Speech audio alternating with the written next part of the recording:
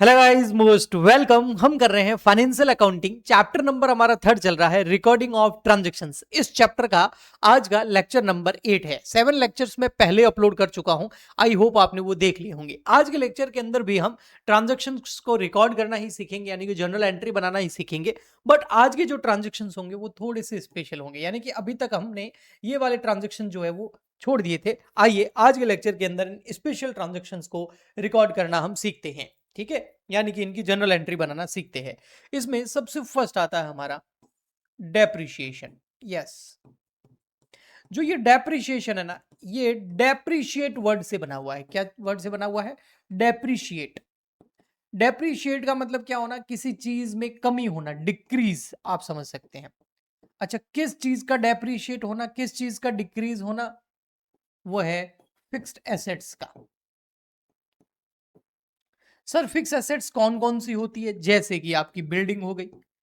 Land वैसे fix assets होती है, लेकिन लैंड में कभी डेप्रिशिएट नहीं होता। कोई प्लॉट वगैरह हम लेते हैं ना, तो जनरली उसके वियर एंड टीयर यूजेस की वजह से उसमें कोई कमी नहीं आती। बिल्डिंग है तो रिपेयरिंग मांगती है, पुरानी हो जाती है तो नई बनानी पड़ती है ना।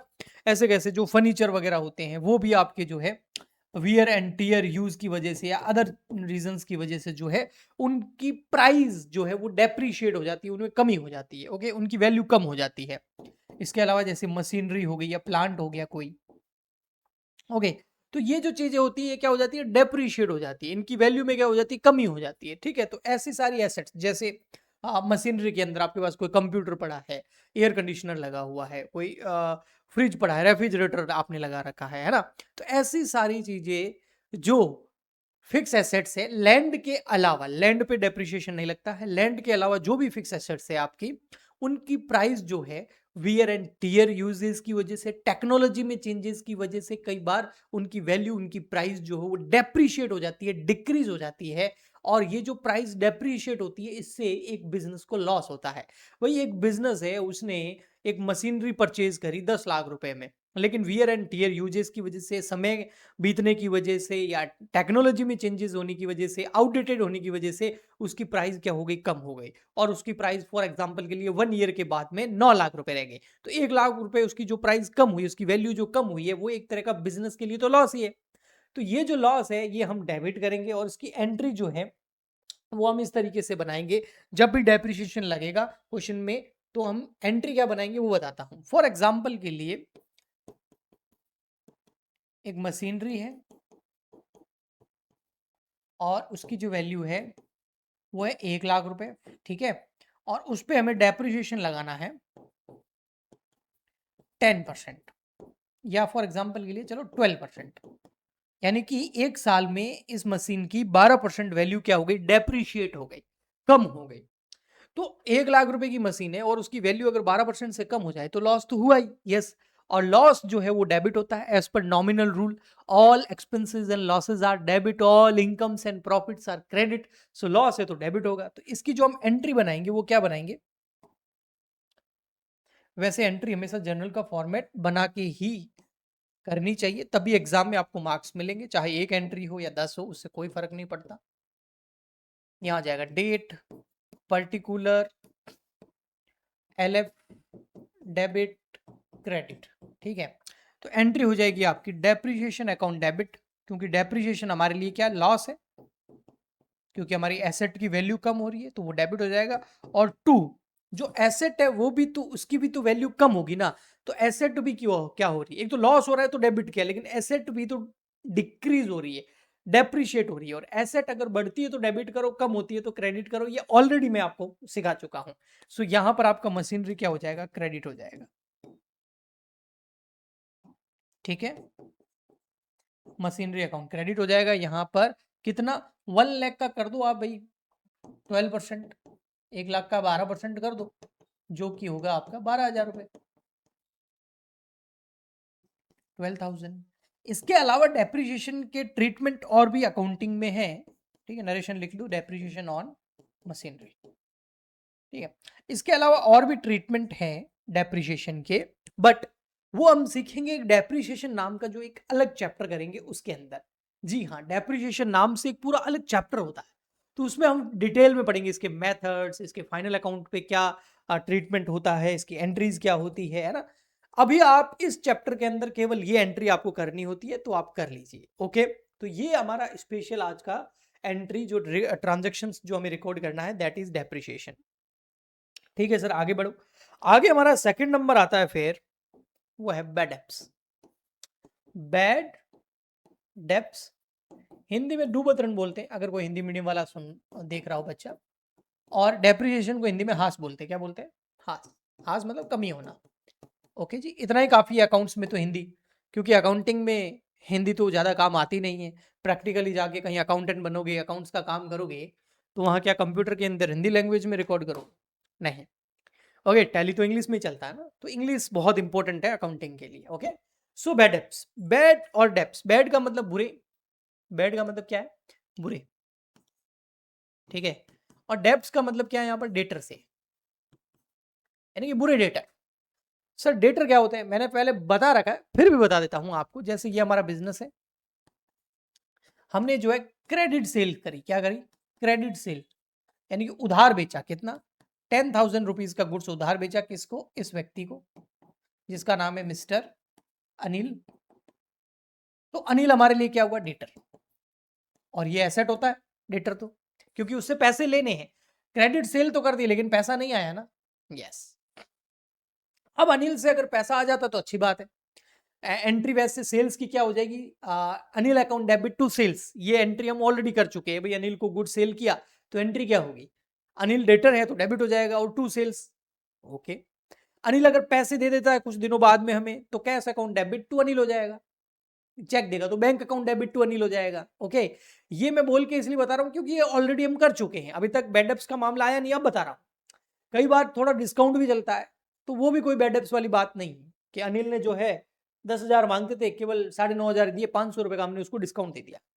तो cash account debit 9,500, discount account debit क्योंकि लॉस है 500 कम मिले हैं तो 500 रुपए, और टू अनिल हो जाएगा 10,000। ये भी फुल सेटलमेंट वाली जो एंट्री है वो भी हमने कर ली है। बात यहाँ ये दोनों ही नहीं है, यहाँ पर क्रेडिट सेल्स जरूर हुई है, तो क्रेडिट सेल्स की एंट्री हमने ऑलरेडी डाल दी होगी। क्या डाली होगी? Anil account debit to sales.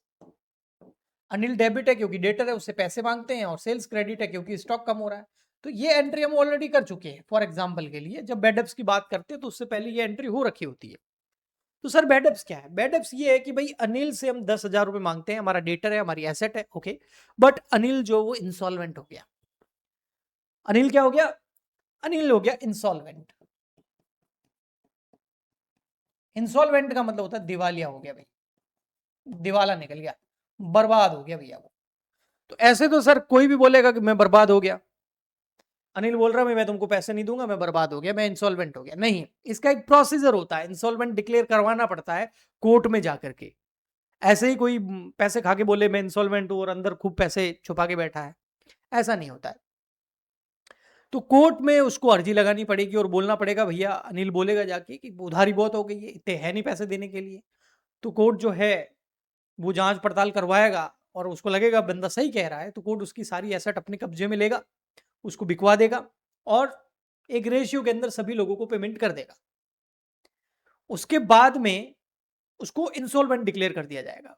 फिर अगर किसी को मिल गए तो मिल गए, नहीं मिले तो जाकर कोई भी अनिल से पैसे मांग नहीं सकता। क्यों? क्योंकि कोर्ट ने आजाद कर दिया भाई, इंसॉल्वेंट हो गया ना, अब वो अपना नया जीवन जीरो से स्टार्ट करेगा, उससे पैसे हम मांग नहीं सकते, दैट इज इंसॉल्वेंट। तो अनिल जो है वो इंसॉल्वेंट हो गया, और उससे केवल और केवल हमें फॉर एग्जाम्पल के लिए 8,000 रुपए ही मिले। अनिल से कितने मिले? केवल मिलने 10 थे, और मिले कितने? अनिल की जो एसेट्स है, उसकी जो प्रॉपर्टी वो बेच के हमें 8,000 रुपए मिल गए, 2,000 रुपए हमारे डूब गए। तो वो 2,000 रुपए हमारे जो डूब गए, दैट इज बैड डेब्ट्स। तो एंट्री हो जाएगी हमारी यहाँ पर बैड डेब्ट्स अकाउंट डेबिट, कितना? 2,000 रुपए मिले, कितने? कैश 8,000 रुपए, तो कैश अकाउंट डेबिट 8,000। अनिल देखो डेबिट कितने से पड़ा? 10 से, तो अनिल अब डेटर नहीं रहा, तो अनिल को क्रेडिट कर देंगे 10,000 से। अब किसी बच्चे के दिमाग में आ रहा हो, सर अगर ऐसा होता तो क्या होता? कैसा होता? कि मान लेते हैं अनिल से कुछ भी नहीं मिलता, तो भैया ये बैड डेब्ट्स में पूरे के पूरे 10,000 चले जाते। फिर bad debts account debit 10,000 to Anil 10,000। Okay जी, ठीक। तो ये हो गया हमारा डेप्रिसिएशन और बैड डेब्ट्स। नेक्स्ट कॉन्सेप्ट जो हमारा थर्ड नंबर है special transaction, that is drawings of goods. Drawings of goods, drawings तो आपको पता ही है ना, ये बिजनेसमैन है, कितनी बार बता चुका हूं, और ये हमारा बिजनेस है। Businessman and business both are separate for the purpose of accounting, separate entity concept, पृथक अस्तित्व की अवधारणा, व्यापार और व्यापारी दोनों अलग है लेखांकन के उद्देश्य से। तो हम तो बिजनेस के लिए अकाउंटिंग करते हैं, और ये जो बिजनेसमैन हमारे बिजनेस में पैसा लगाता है उसको हम बोलते हैं कैपिटल। तो इसने लगाए कुछ पैसे, मान लेते 1,00,000 रुपए लगाए, लेकिन कई बार ये यहां से कुछ निकाल के भी लेके जाता है for personal use, for personal use. Personal use के लिए जो है ना, इसने क्या किया, यहां से कैश निकाल दिया, कितना, 500 रुपए निकाल दिए। तो इसकी एंट्री हम ऑलरेडी कर चुके हैं, क्या भैया, ड्राइंग्स जो है वो डेबिट हो जाएगा और 2 हो जाएगा कैश, 500। लेकिन सर कैश के अलावा कुछ और ले जाए तो, फॉर एग्जांपल के लिए गुड्स लेके जा रहा है, ड्राइंग ऑफ गुड्स कर रहा है, तो इस केस में ड्राइंग्स ऑफ गुड्स कितने की कर रहा है, फॉर एग्जांपल के लिए 1,000 रुपए का गुड्स ले गया, तो कैश ले गया 500 रुपए की और 1,000 रुपए का गुड्स ले गया, तो क्रेडिट किसको करेंगे, हम करेंगे परचेजेस अकाउंट 1000। तो टोटल ड्राइंग कितने की होगी, 1500 की। सिंपल। कोई एसेट ले जाएगा तो उस एसेट्स का नाम आ जाएगा, कैश ले जाएगा तो कैश क्रेडिट हो जाएगा, क्योंकि कैश नाम की एसेट कम हो रही है। कोई दूसरी एसेट ले जाएगा, बिल्डिंग, कंप्यूटर, मोबाइल, तो वो क्रेडिट हो जाएगा, वो एसेट कम हो जाएगी। लेकिन जब गुड्स लेके जाता है तो उससे स्टॉक कम होता है, और स्टॉक को डिक्रीज करना हो तो उसको क्रेडिट करना पड़ता है, लेकिन हम सेल्स नहीं लिखेंगे, परचेजेस लिखेंगे। वैसे स्टॉक इंक्रीज कब होता है, जब गुड्स खरीदते हैं तो परचेजेस अकाउंट डेबिट करते थे, और स्टॉक कम कब होता है, जब गुड्स को बेचते हैं, तब हम सेल्स को क्रेडिट करते हैं, क्योंकि उससे स्टॉक कम हो रहा है। लेकिन यहां पर ये बेचना नहीं है, ये तो पर्सनल यूज के लिए प्रोप्राइटर ओनर लेके जा रहा है ड्राइंग से, तो उसको सेल करना नहीं बोल सकते, इसलिए हम यहां पर इसको क्या लिखेंगे, परचेजेस लिखेंगे। इसके अलावा गुड्स का कहीं भी सेल के अलावा यूज होता है, जैसे फ्री सैंपल में गुड्स को डिस्ट्रीब्यूट कर दिया, तो free sample account debit to purchases. Goods को डोनेट कर दिया तो donation account debit to purchases. बेचने के अलावा कहीं भी हम अगर गुड्स को यूज करेंगे तो उससे स्टॉक कम होगा, तो क्रेडिट तो करना पड़ेगा क्योंकि एसेट कम हो रही है, बट नाम क्या आएगा, परचेजेस आएगा। ओके, ठीक। नेक्स्ट है हमारा इससे रिलेटेड ये इंटरेस्ट ऑन कैपिटल। क्या है, interest on capital.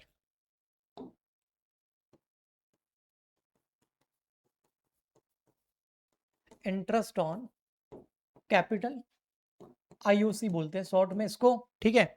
Interest on capital क्या है सर, ये देखो, ये हमारा प्यारा सा बिजनेसमैन है, सेपरेट एंटिटी कॉन्सेप्ट के हिसाब से इस बिजनेसमैन ने इस बिजनेस के अंदर कुछ पैसे लगाए, फॉर एग्जांपल के लिए 1,00,000 रुपए लगाए, तो ये क्या हो गया, कैपिटल हो गया, इसको हम कैपिटल बोलते हैं। इस बिजनेस के अंदर दो चीजें आई बैलेंस शीट के अंदर, एक तो आया कैपिटल जो कि एक लायबिलिटी है, कितने की, 1,00,000 रुपए की। दो चीजें आई ना, कैपिटल आई 1,00,000 रुपीज की, ये क्या है, एक तरह की लायबिलिटी वापस देने। इसके अलावा कैश भी आया 1,00,000 रुपए का। अब ये बिजनेसमैन बोल रहा है कि मैंने जो पैसा लगाया है अकाउंटिंग पर्पज से, तू मुझे अपने आप से अलग कर रहा है, बिजनेस अलग है, बिजनेसमैन अलग है, सेपरेट ट्रीट किया जाता है, सेपरेट पर्सन की तरह ट्रीट किया जाता है अकाउंटिंग के अंदर। इसीलिए बिजनेस के अंदर जो इसने पैसा लगाया है वो बिजनेस का खुद का नहीं है, इसका है, तो इसलिए इसको लायबिलिटी के अंदर कैपिटल में दिखाते हैं। तो ये बोल रहा है अच्छा ऐसा कर ही रहा है, सेपरेट मान ही रहा है, तो चल भाई मैंने जो पैसे दिए उसके ऊपर मुझे ब्याज दे दे, that is interest on capital. अब ये इंटरेस्ट ऑन कैपिटल जो है इसके लिए तो इनकम है, लेकिन बिजनेस के लिए क्या है, एक्सपेंडिचर है, खर्चा है।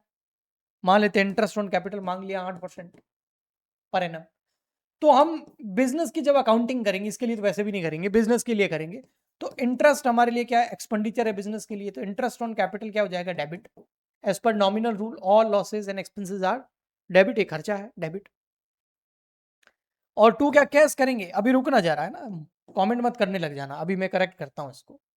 तो सबसे पहले कैलकुलेट करते हैं 1,00,000 का 8%, तो होता है 8,000 रुपए। तो तो 8,000 रुपये जो है हम इसको पे कर रहे हैं, लेकिन जैसे हम इसको पे करने गए ना तो हमारा कैश डिक्रीज होगा। बट इसने बोल दिया भाई मेरे को दो मत, मेरी कैपिटल में जोड़ दो। अच्छा तेरे को चाहिए नहीं अभी, ये बोल रहा है भाई 1,00,000 रुपए तो पहले से ही मांगता हूँ, 8,000 उसमें और जोड़ दो तो टोटल मेरे 1,08,000 रुपए कैपिटल हो जाएंगे। इसका मतलब इसको जो इंटरेस्ट का पेमेंट करना था वो पेमेंट नहीं किया, उसकी कैपिटल के अंदर ऐड कर दिया, तो कैपिटल इंक्रीज हो गई, और कैपिटल एक लायबिलिटी है, और लायबिलिटी जब इंक्रीज होती है तो हम क्रेडिट करते हैं, इसलिए इसकी entry interest on capital account debit to cash नहीं होगी, इसकी एंट्री होगी interest on capital account debit to capital. Yes correct, yes sir बिल्कुल करेक्ट। अगला टॉपिक है हमारा स्पेशल एंट्रीज का, 5th number most important, loss bye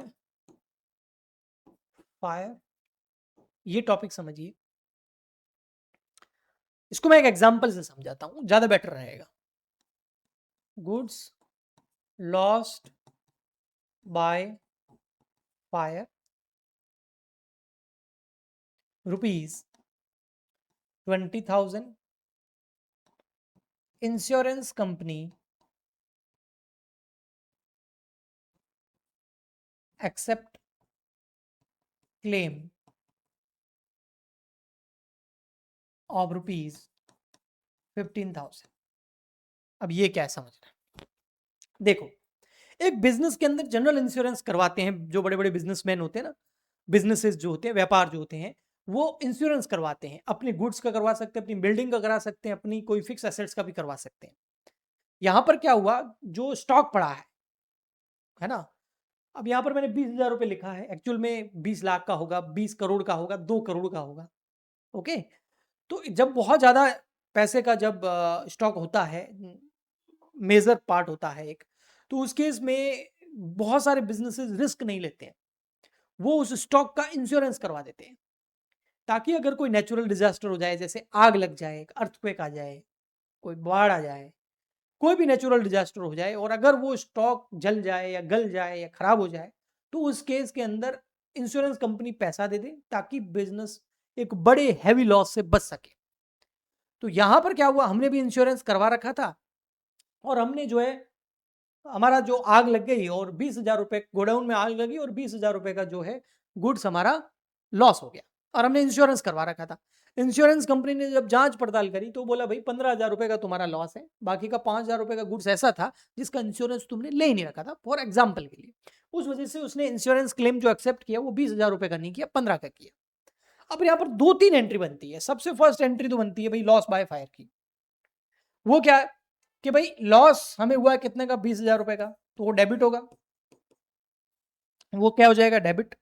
तो हमने एक बार तो लॉस को डेबिट करा दिया, ठीक है। अरे यार एक सेकेंड,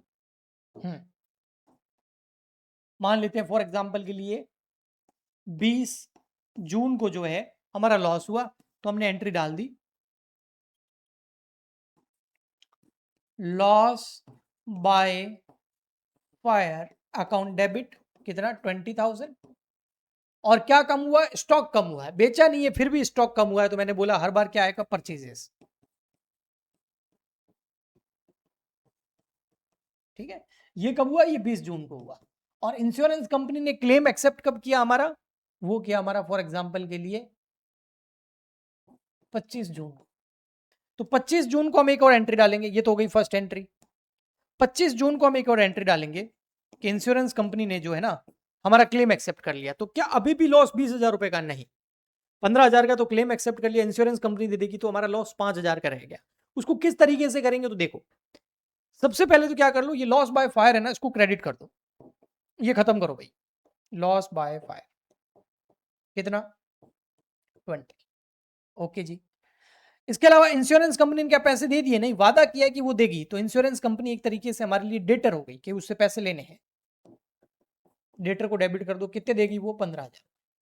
तो हमको लॉस कितने का हो गया, 5,000 रुपए का, और लॉस डेबिट होता है, यस डेबिट। तो यहां क्या लिखूं, इस लॉस को हम कहां ट्रांसफर करते हैं, प्रॉफिट एंड लॉस अकाउंट के अंदर, पीएनएल अकाउंट के अंदर ट्रांसफर करते हैं। प्रॉफिट एंड लॉस अकाउंट यानी कि फाइनल अकाउंट में जब बनता है ना, तो वहां पर लॉस को हम ट्रांसफर करते हैं, तो पीएनएल लिख सकते हैं। अब ये एंट्री कर सकते हैं। अगर आपको लग रहा है नहीं सर मुझे ये पीएनएल वीएनएल समझ में नहीं आ रहा, अभी तो मैं एकदम बेसिक सीख रहा हूं, ऐसा मत करो सर, थोड़ा सिंपल बताओ, तो मैं बता देता हूँ। फिर इस केस में आपको क्या करना है बताए, आप एक काम कीजिए, यहां पर एंट्री डालिए इंश्योरेंस कंपनी अकाउंट डेबिट,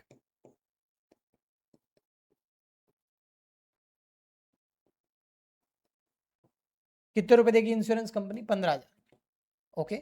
और 2 कर दीजिए लॉस बाय फायर, ओनली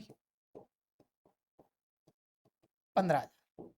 अब इससे ऑटोमेटिक हुआ क्या है बताए, लॉस बाय फायर जो है वो डेबिट कितने से, 20 से, उसको क्रेडिट कितने से कर दिया, 15 से, लेकिन अभी भी लॉस डेबिट कितना पड़ा है, 5 से। भाई कोई चीज प्लस है 20, माइनस कर दी 15, तो अभी भी प्लस में कितनी पड़ी है, 5। तो लॉस बाय फायर यानी कि लॉस जो है हमारा डेबिट में कितना है, 20, उस लॉस को मैंने क्रेडिट करके खत्म कितना कर दिया, 15, तो अभी भी लॉस कितना पड़ा है, 5,000। ओके, तो वो लॉस ले गया हमारा 5,000, और इंश्योरेंस कंपनी से कितने आएंगे, 15,000 रुपए। तो इस तरीके से भी कर सकते हैं। और एक एंट्री होगी हमारी कि भाई इंश्योरेंस कंपनी जो है उससे मान लेते पैसे मिल गए हमको, फॉर एग्जांपल के लिए 28 जून को इंश्योरेंस कंपनी ने पैसे दे दिए, तो एंट्री हो जाएगी बैंक अकाउंट डेबिट, कितना, इंश्योरेंस कंपनी देगी 15,000, और 2, ये जो डेटर है क्या अपडेटर रहेगा, नहीं, इसने पैसे दे दिए ना हमको, तो इसको क्रेडिट कर देंगे। तो ये होती है आपकी लॉस बाय फायर से related special journal entries. I hope काफी चीजें मैंने कवर कर दी है, फिर भी हो सकता है कोई एंट्रीज रह गई हो तो आप मुझे कमेंट करके बता देना। बाकी मेरी तरफ से जो है ना, एक चीज मैं आपको बता देता हूँ, सॉरी, हाँ, मेरी तरफ से जो है ये वाला chapter recording of transactions complete हो गया है। और भी कुछ एंट्रीज अगर रह गई हो मेरे से तो नीचे कमेंट कर देना, तो उसके ऊपर भी मैं लेक्चर अपलोड कर दूंगा। और नहीं तो फिर हम नेक्स्ट चैप्टर स्टार्ट करेंगे, चैप्टर नंबर 4 नेक्स्ट लेक्चर के अंदर। आज के लिए इतना ही, मिलते हैं नेक्स्ट लेक्चर में, तब तक के लिए goodbye and thank you.